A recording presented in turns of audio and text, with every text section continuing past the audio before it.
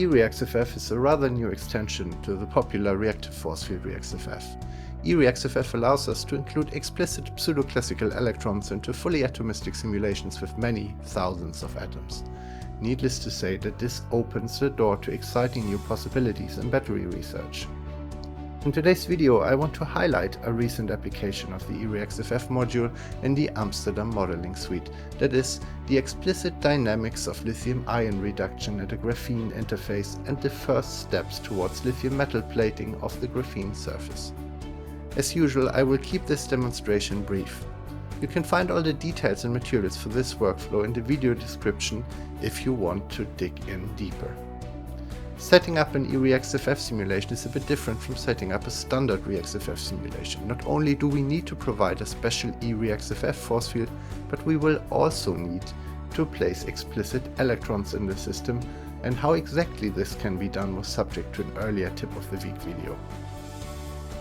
So let's skip that part for now and look at the larger system in a bit more detail instead. Here I have a graphene sheet with the lithium ion on top. In this simulation, all neutral atoms are represented by an electron-cation pair. This is true for all atoms in the system, including the lithium atom. The charge of the cations is going to be restricted to +1, so redox reactions will manifest by the transfer of explicit electrons from one atom to the other. In case of molecular dynamic simulations, we can afford a time step of 0.1 femtoseconds because the electron particles are given a small artificial mass of 1 dot. Now we can go ahead and further create a charged graphene surface by adding one excess electron particle.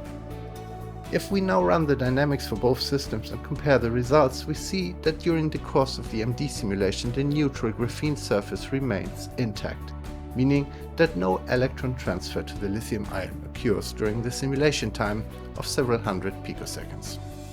The charged surface, on the other hand, transfers the electron to the lithium ion almost immediately.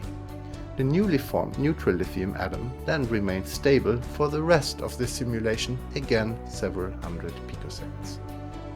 With this setup, Jamil Hussain and co-workers could gain atomistic insight into the electron mobilities within and between graphene sheets, the role of the temperature, the role of defects, and the aforementioned initial stages of lithium metal plating, which shows when several lithium ions are included in these simulations.